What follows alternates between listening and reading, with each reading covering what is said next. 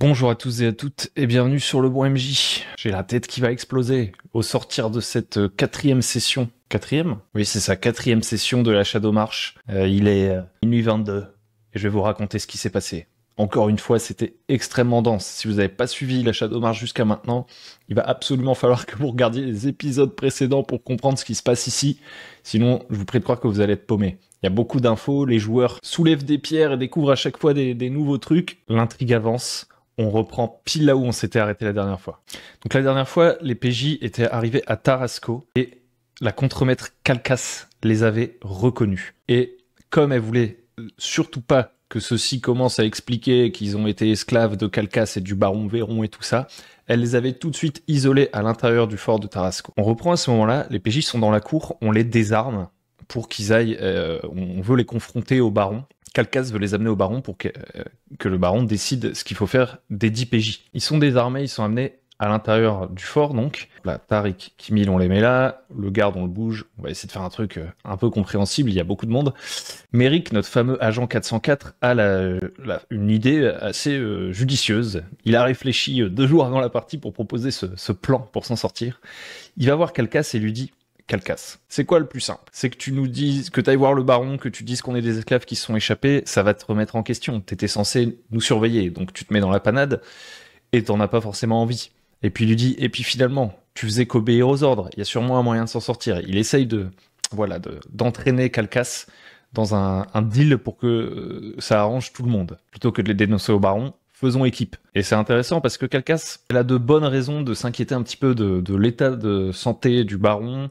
Et puis elle a déjà assez de problèmes et donc elle accepte. Donc évidemment il y a quelques petits jets de charisme, etc.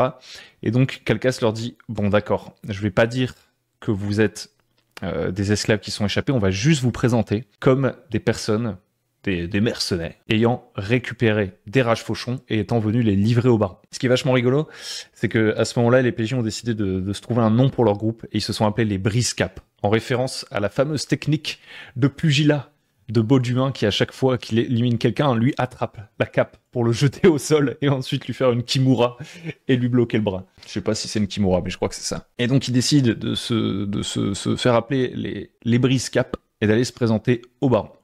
Donc Calcas les y emmène et nos PJ entrent dans le château. Donc, je vous montre un petit peu la configuration, il y a beaucoup de maps là. D'ailleurs les PJ, encore une fois, vous pouvez vous spoil si vous regardez ça, donc faites attention. Donc en fait ici c'est un peu le donjon du fort de Tarasco. Donc ils entrent là-dedans, ils passent par ici, ils n'ont pas vu ces 2 pièces-là. Gros spoil, hein. Attention, attention. Ils entrent par cette petite entrée et pour atteindre les appartements du baron, ils passent par ce qui semble être une ancienne chapelle de la déesse Madira. Je leur dis qu'il y a une statue de Madira. Donc Madira, c'est une déesse de la tour. Donc je vous expliquais la dernière fois que les dieux de la tour, c'est un peu les dieux de l'ordre, entre guillemets. Et Madira, c'est en particulier une déesse du destin.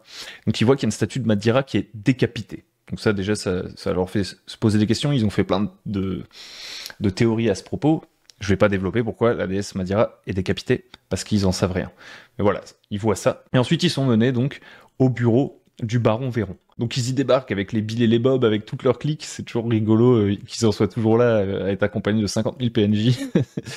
Et donc ils débarquent, et ce qu'ils découvrent, c'est un baron Véron soucieux, qui a l'air d'être un homme qui s'est effondré. Il a les yeux creusés, il a le visage émacié, il est pâle. Il a un verre de torboyau à la main, il fait les 100 pas... Bref, il découvre un homme pas du tout splendide, un peu décevant pour un baron. Et donc ils se présentent, ils disent on est des mercenaires, tout ça. On a capturé des rages-fauchons, Calcas les présente. Et là, il y a un moment un peu gênant parce que les PJ, ils n'avaient pas du tout réfléchi à ce qu'ils allaient dire au baron Véron en tombant dessus. Et donc c'est assez rigolo, cette conversation très décousue. Finalement, ils disent au baron, bon bah voilà, nous on a envie de se débarrasser des rages-fauchons, vous aussi, est-ce qu'on pourrait faire équipe? Le baron est suspicieux, il a l'air un peu parano, il demande à ce que les PJ montrent leur torse pour voir s'ils n'ont pas des tatouages de rage-fauchon. Méric, heureusement, a rapidement la bonne idée de se montrer très volontaire, de tout de suite montrer son dos et son torse et de faire, vous voyez, j'ai pas de tatouage de rage-fauchon, parce que si il y avait d'autres PJ, ceux qui portent encore la marque du sceau qui leur a été posée parce qu'ils sont esclaves, ceux qui ne sont pas encore débarrassés de cette marque, si on leur avait demandé d'enlever leur chemise, ça aurait révélé le fait qu'il soit esclave. Donc Méric tout de suite il dit ouais non regardez, on n'est pas des rages fauchons. Il fait un jet de charisme et tout, ça passe. Véron on dit pas la peine que tout le monde fasse ça, je vous crois. Il a l'air soucieux, il a l'air de les écouter que d'une oreille, leur histoire de rage fauchon, et il leur dit j'ai besoin de réfléchir, est-ce que j'ai envie de collaborer avec vous, sortez. Et donc la conversation est rapidement écourtée. Tout ce qu'aura remarqué Méric, c'est que il a l'air d'avoir des documents, le baron a l'air d'avoir des lettres, plein de documents étalés sur son bureau. Et puis ils en apprendront pas beaucoup plus, ils sortiront. Là, il commence à poser des questions à Calcas en disant bah voilà, qu'est-ce qu'il a le baron, etc. Et Calcas, elle leur partage, elle est soucieuse. Donc c'est assez marrant parce que plus tôt dans l'aventure, Calcas c'était pas leur tortionnaire. J'irai pas jusque-là, elle les a jamais maltraités, mais c'était leur ravisseur. Et là, en fait, elle se confie un peu à eux, elle leur dit, bah voilà, le baron, moi je sais plus trop quoi faire, c'est un homme qui s'est effondré et tout, donc il lui demande, mais qu'est-ce qu'il a le baron, etc. Elle dit, je sais pas, il nous parle plus tellement à nous et aux hommes, on n'est pas dans la confidence. Elle leur explique un peu l'histoire du baron vite fait, en tout cas de son point de vue. Donc en fait, ce qu'elle leur apprend, c'est que le baron, c'est un homme qui est venu chercher toute une bande de gens qui étaient dans le besoin, des gens du quartier d'Assoif. Donc le quartier d'Assoif, c'est un quartier de la ville de Pagore que j'ai récupéré, je me suis inspiré de la cité franche de Dragon d'Agathe. Et donc le quartier d'Assoif, c'est un peu le bidonville de la cité de Pagore. Et donc le baron Véron, un jour, il est arrivé dans la cité, dans le bidonville, il a récupéré des enfants, ou plutôt des jeunes adultes qui avaient rien, auxquels l'avenir ne promettait rien. Il leur a dit, venez avec moi, on part pour l'échine du serpent et on va accomplir un rêve, on est ambitieux quoi. Un peu une sorte de Griffiths, de Berserk entre guillemets. Et donc elle dit que voilà, ils sont arrivés il y a à peu près 1 an dans la région. C'était une région sauvage, une sorte de terre franche. Ils sont arrivés à Tarasco. Tarasco avait des problèmes avec les bandits, les rages fauchons. Il n'y avait aucune réelle hiérarchie, il n'y avait pas de gouvernement dans la région. Et le baron Véron et toute sa bande qui l'a ramené, c'était des gens, c'était la providence qui les amenait quoi. Ils ont chassé les rages fauchons et le baron Véron s'est vite fait reconnaître comme baron en fait. Il s'est donné ce titre et les gens ont approuvé. Et donc pour ça, Calcas et tous les hommes qui sont au service de baron lui sont très reconnaissants. Il les a sortis des bidonvilles. Pour autant, en 1 an, la situation a très vite dégénéré. Puisqu'entre-temps, bon, déjà le baron, il faisait quand même des trucs un peu louches, puisqu'il faisait de l'esclavage, et en fait il avait dealé avec les rages fauchons, il n'avait pas vraiment chassé les rages fauchons de la région, il avait juste un deal avec eux, et il avait fait en sorte que les rages fauchons embêtent plus la population. Qu'en fait, la situation n'était pas vraiment résolue. Mais voilà, au bout d'1 an, les rages fauchons retournent leur veste, et le baron Véron perd les pédales, et aujourd'hui, Calcas a dit, il n'est plus long que l'ombre de lui-même, et en plus, voilà, il est tout le temps dans ses lettres, dans ses documents, et il a l'air d'avoir des soucis dont elle n'a pas connaissance, qu'il ne lui a pas partagé. Donc voilà, ça c'était un peu la scène du début. Ensuite, les PJ sont conviés à ressortir du fort assez rapidement, parce que je vous rappelle que la dernière fois, comme ils s'étaient fait un peu emmener dans le fort de force, les habitants de Tarasco étaient là en mode vous avez emmené quelqu'un, enfin vous avez pas le droit de faire ça, vous avez pas le droit d'enfermer des gens, de séquestrer des gens et tout. Donc la population était un peu tendue et donc Calcas dit bon bah voilà, sortez du fort sinon ça va dégénérer.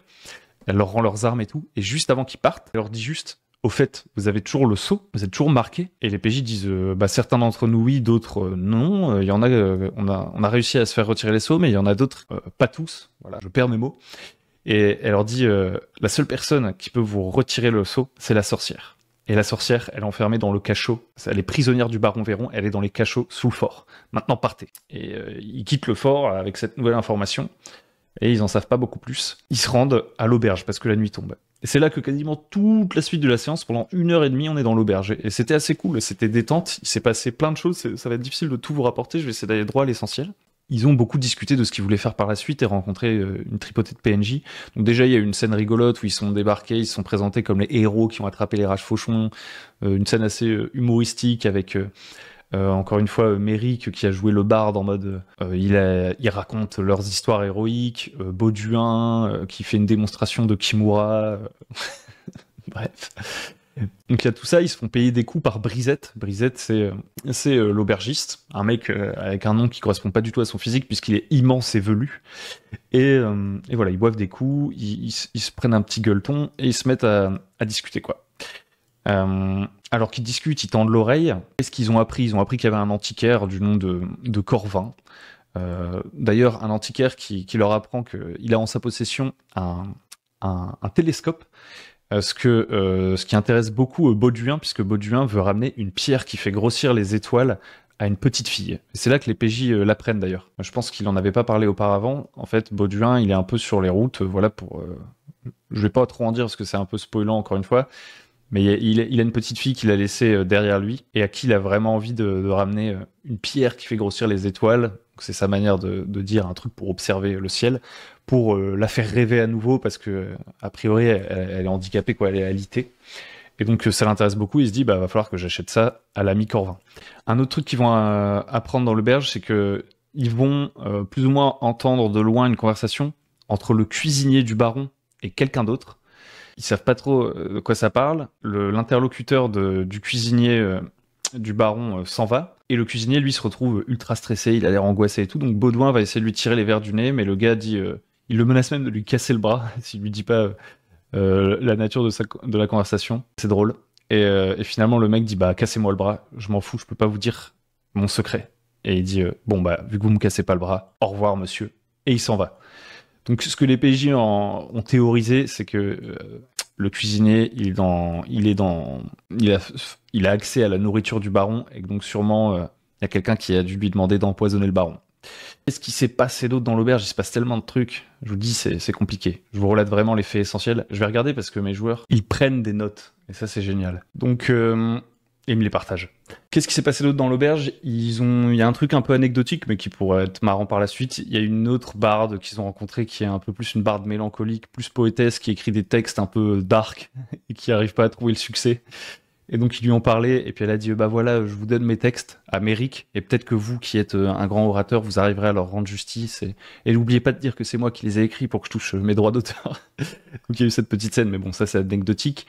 Et dernier truc qu'ils apprennent dans l'auberge même, c'est Nathias qui va... non, ça c'est leur gars. Hop là. C'est Nathias qui va demander à l'aubergiste ce qu'il en est de la sorcière, s'il connaît la sorcière, etc. Mais qui va lui dire ouais, la sorcière elle est dans les geôles. Est-ce que vous savez comment on peut aller dans les geôles, en gros? Et bon, il va graisser la patte de l'aubergiste, parce que l'aubergiste, forcément, il entend... il a les oreilles qui traînent, quoi. Un aubergiste, souvent, ça a des infos. Donc, en graissant la patte de l'aubergiste lui trahit un peu le secret professionnel, entre guillemets, et lui dit qu'il a entendu dire qu'il y avait un moyen d'entrer dans les cachots du fort de Tarasco par des égouts, quoi, par un petit ruisseau qui coule sous le fort. Et donc les PJ se disent bon bah c'est ça qu'on va faire. On va faire une sorte d'opération secrète. On va s'infiltrer par les dessous du fort pour aller libérer la sorcière et déjà se débarrasser du sceau. Ce sera déjà une bonne chose de faite.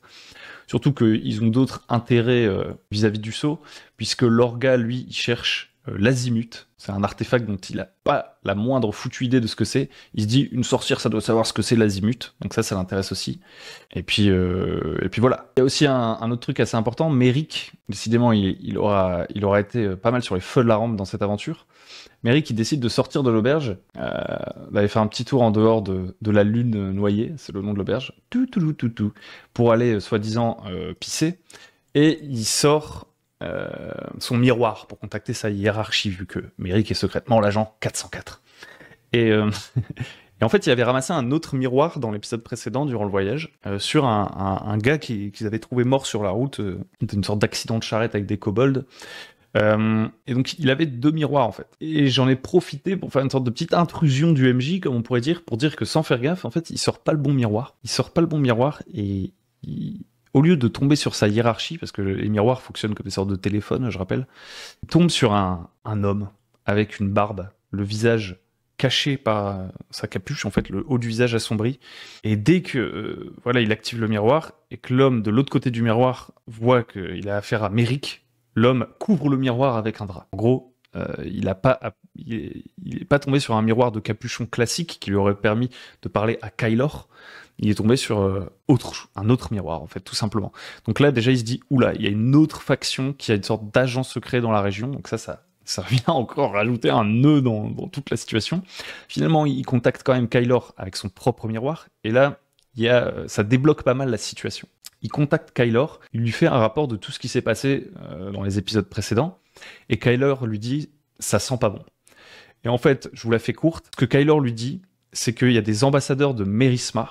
Donc Mérismar, c'est quoi? Pour ceux du fond qui écoutent pas, Mérismar, c'est une province qui se trouve ici, donc au nord-ouest. Donc les PJ, ils sont dans la région de l'Échine du Serpent, ici. Là, il y a Pagor, et là, il y a Mérismar. Et donc, ce que Kaelor, qui se trouve à Pagor, explique à Méric, c'est que les ambassadeurs de Mérismar sont récemment partis de Pagor. Ils sont retournés chez eux en disant qu'ils avaient eu une information qui remontait que des troupes de Pagor intervenaient dans l'état tampon de l'Échine du Serpent qui sépare Pagor de Mérismar, et que du coup c'était intolérable et que Mérismar, au vu de la situation qui dégénère, donc les rages fauchons, l'esclavagisme du baron Véron, des soldats de Pagor qui interviennent sur le territoire, tout ça, ça donne de bonnes raisons à Mérismar d'intervenir dans la région. Et donc, si on relie tous les faits, je vous fais le truc simple, peut-être que vous en étiez arrivé à cette conclusion vous-même. La conclusion qu'en tirent les PJ, c'est que dans l'épisode précédent, quand ils ont vu des rages fauchons déguisés en soldats de Pagor et qui bossaient pour le royaume de Sharka, qui se trouve ici, c'était en fait ces gens qui se déguisaient en soldats de Pagor, ils étaient juste là pour semer le trouble politique et justement provoquer un conflit entre Mérismar et Pagor. Et là, on se retrouve avec une situation triangulaire. Donc, les théories des PJ, c'est soit le royaume de Sharka et Mérismar sont de mèche, c'est-à-dire que le royaume de Sharka infiltre les brigands de la région de l'Échine du Serpent, leur fournit du matériel pour se déguiser en soldats de Pagor pour foutre le bazar et donner un casus belli à Mérismar pour intervenir dans l'Échine du Serpent. Donc là, ce serait la théorie selon laquelle Sharka et Mérismar sont de mèche.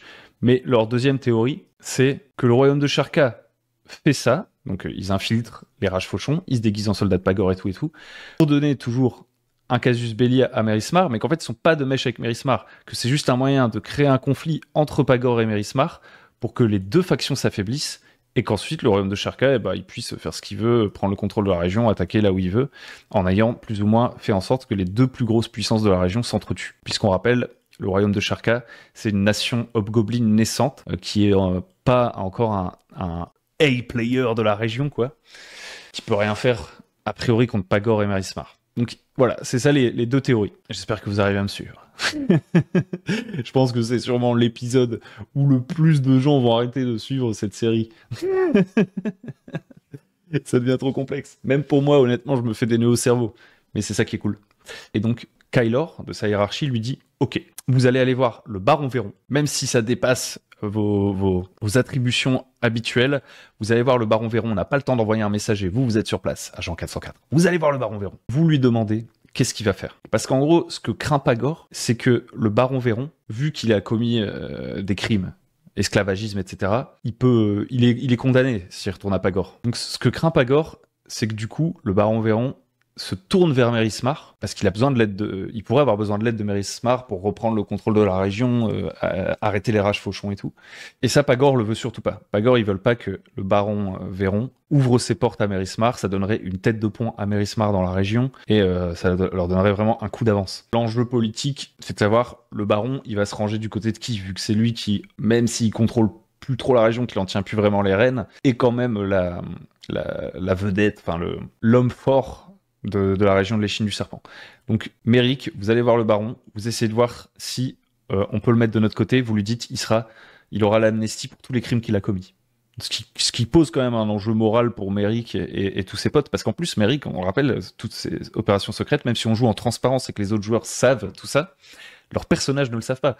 Et donc en soi, Méric, si il donne une porte de sortie au baron, le type qui a réduit en esclavage les PJ aussi facilement, ça peut poser quelques questions quand même. Et puis Méric, bon, c'est pas non plus le mec le plus téméraire, etc. Il est craintif. Et normalement, il fait pas ça. C'est juste un espion, il se fait passer pour un kidam, et voilà. Là, d'un seul coup, il a une grosse charge sur les épaules. J'espère que vous arrivez toujours à suivre. Donc voilà pour ce qui s'est passé grosso modo dans l'auberge. Et on commençait à arriver en fin de session. Tout ça, ça s'est passé assez lentement. On avait quelques problèmes de connexion, ça c'est une chose. Puis surtout, on a vraiment pris notre temps sur le roleplay. On s'est vraiment marré. Franchement, l'ambiance est trop bien. Je surkiffe la campagne. C'est en même temps ultra sérieux. Les joueurs sont ultra investis en mode dans l'intrigue, à essayer de comprendre et tout. Donc ça, c'est trop bien, quoi. Le simple fait qu'ils prennent des notes, qu'ils réfléchissent à des plans entre les sessions et tout, ça fait toujours ultra plaisir. Mais ça reste sur un ton léger, on se marre et tout, on n'est pas en full serious game non plus. Donc vraiment c'est cool. Donc tout ça pour dire que toutes ces conversations, toutes ces scènes RP ont pris pas mal de temps. La dernière scène qu'on a jouée, peine importante, c'est à nouveau un rêve de Nathias. Je me suis dit, on va pas... là, ils veulent aller libérer la sorcière, on va pas se lancer là-dedans, là, en fin de session, en 45 minutes, bâcler le truc, on va faire une vraie opération, mission impossible, aller sauver la sorcière. Donc pour finir, j'ai proposé un cauchemar à Nathias, il dort dans l'auberge, il refait le cauchemar avec le moulin, mais cette fois-ci... la voix du moulin, en fait, il se rend compte que c'est une femme. Elle sort du moulin et elle appelle quelqu'un par un nom. Elle appelle un certain Zach. Donc j'ai demandé au joueur de Nathias c'est quoi le nom qu'elle donne. Il dit Zach. En fait, dans l'idée, au début, j'étais en mode... Parce que les scènes de cauchemar, c'est très émergent et il y a beaucoup d'improvisation. Avec le joueur, je lui laisse introduire des trucs. Donc je lui ai dit, c'est quoi le nom qu'elle appelle? Est-ce que c'est ton nom? Peut-être. Tu sais pas, vu que t'es amnésique. Parce que vu qu'il est amnésique, son nom, Nathias, il se l'est donné. Il en avait pas, donc c'est un nom qu'il a choisi. Donc il dit, ouais, dans le rêve, elle appelle un Zach. Ensuite, je lui dis, bah, qu'est-ce que tu fais du coup? Il me dit, cette fois-ci, je décide de pas aller vers le moulin. Je pars dans le sens inverse. Je cours loin du moulin. Je lui dis, ok, tu te retournes. Et là, on est en full impro. Je lui dis, tu tombes nez à nez avec des mecs en armes, des mecs qui ont pas l'air d'être des rigolos. Et qui ont l'air étonnés que tu les regardes. Et qui te font un signe du menton en mode, allez... on avance. Donc là, ça crée le trouble. Finalement, les mecs décident de le doubler, vu que Nathias réagit pas, qu'il fait demi-tour. Les mecs le doublent et marchent en direction du moulin. Nathias me dit, je cours à l'opposé du moulin. Et je lui dis, tu cours, mais tu cours lentement, comme dans un cauchemar. T'arrives pas. Quand tu regardes derrière toi, tu vois que les hommes qui étaient derrière toi, t'as presque l'impression qu'ils attendaient tes ordres, en fait, quand ils attendaient. Ils sont en train de brûler le moulin et de tuer ses habitants, ils arrachent les villageois, ils leur plantent une épée dans les entrailles, genre le truc affreux. Je lui dis, qu'est-ce que tu fais? Il dit, je fais demi-tour, je vais essayer de sauver les gens du moulin. Je lui dis, ok, tu cours, mais tu cours au ralenti, encore une fois, tes jambes sont lourdes, t'as l'impression de pas avancer comme dans un cauchemar. Et en parallèle, je mène la scène du côté des autres PJ, je leur dis, vous voyez, en pleine nuit, Nathias qui se met à convulser. Donc là, c'est marrant parce qu'il y a l'orga, il fait « Ok, j'essaie de le réveiller en lui jetant un baquet d'eau sur la tête. » Et juste pour le fun, pour créer une sorte de contraste entre la scène horrible qui se passe dans le cauchemar et la scène extérieure, je lui dis « Vas-y, jette un dé pour savoir si c'est vraiment de l'eau dans le bac. » Et c'était pas de l'eau dans le bac, c'était le pot de chambre. Bon, on rigole un petit coup. Nathias arrive au niveau du moulin. Il voit un des ruffians là en armure qui est en train de trucider quelqu'un et de lui faire les poches. Il dit, j'essaie de le planter. Je lui dis, t'essayes de le planter, mais ça fait rien. Tu le plantes une fois, 2 fois, ça fait rien. Il dit, j'essaie de lui trancher la gorge. Je fais, t'essayes de lui trancher la gorge, mais tu peux rien faire. T'es impuissant. Tu tranches, mais il ne meurt pas. Il se relève et il finit par te gifler. Et à ce moment-là, en fait, c'était Bauduin qui avait giflé Nathias pour le réveiller. Donc, Nathias se réveille en transe, tout le monde dans la chambre est autour de lui en mode mais qu'est-ce qui se passe et tout. Nathias dit je sais pas, il leur raconte son rêve. Et à ce moment-là, Nathias se dit attends, mais est-ce que en fait je suis pas un rage fauchon ou je suis pas un bandit ou je sais pas quoi. Là pareil, moi j'avais pas de réponse. On est toujours un peu dans l'émergence. Moi j'avais des idées, plusieurs idées flottantes que je savais pas comment amener et j'essaie de les recoller avec mon histoire. Enfin, avec le background de l'univers. Mais en même temps, j'essaie de donner des billes aux joueurs. Donc, on essaie de recoller ensemble. Et en fait, là, je lui dis, c'est vrai que ce serait assez stylé, là, que t'enlèves ta chemise et que tu sois peut-être un rage fauchon. Ou peut-être pas un rage fauchon, mais qu'en tout cas, ça révèle quelque chose. Il retire sa chemise, je lui dis, bah, qu'est-ce qu'il y a? Et il dit, en fait, c'est pas un tatouage de rage fauchon que j'ai, c'est un tatouage en forme de spirale dans le dos. Et là, moi, j'ajoute que c'est pas vraiment une spirale, c'est un serpent en forme de spirale. Une petite bille qui va me permettre de rattacher à des trucs dont je ne parlerai pas parce que ce serait des spoilers pour tout le monde. Mais voilà, ça c'était assez cool à jouer comme scène, honnêtement. Et la dernière chose qui se passe aussi, c'est que quand même ces convulsions et le fait que Nathias, d'une certaine manière, confesse qu'il a l'air d'avoir un passé criminel et que ça le traumatise et qu'il l'a oublié, bah ça rassure pas les Bill et les Bob et le reste du groupe parce que c'est toujours Nathias qui, je le rappelle, porte le sceau, et donc tout le groupe lui met une forme de pression en mode bah tu devrais peut-être pas garder le sceau, Bauduin se propose pour le garder, et Nathias au début il voulait résister à ça, et il a fait un truc qui est assez rare pour être souligné de la part d'un joueur. Il a dit bah moi honnêtement je sais pas si mon personnage il veut garder le sceau, mais la pression sociale fait qu'il pourrait avoir envie de lâcher. En fait j'ai pas envie de prendre la décision, et donc du coup j'ai vais faire un jet entre guillemets d'intimidation aux paysans du groupe, aux Bill et aux Bob, pour voir si la pression sociale faisait que Nathias craquait. Et Nathias a craqué. Tout le groupe lui dit qu'il est un danger public et qu'il ne devrait pas garder le sceau. Et donc c'est Bauduin qui récupère le sceau. Et c'est ainsi que se termine cet épisode. Je vais m'arrêter là. En tout cas, c'était très dense. C'était très très cool. J'espère que vous arrivez toujours à suivre. À la fin, il y aura plus que 3 personnes qui vont écouter ce truc. Mais c'est pas grave, j'espère que vous kiffez, que ça vous donne toujours de l'inspi et que j'arrive à recoller les morceaux. Je vais pas m'étendre plus longtemps parce qu'il est déjà tard. En fait, là, j'enregistre juste après la partie parce que j'aurai pas l'occasion d'enregistrer avant plusieurs jours. Et j'ai envie que ce soit frais dans ma tête quand je vous le raconte. Donc voilà, il est tard. Je vais faire le montage et tout en plus. Je vous laisse. Merci de m'avoir écouté. J'espère que ce format vous plaît toujours. Et puis je vous dis à très bientôt sur le bon MJ et surtout sur la Shadow March.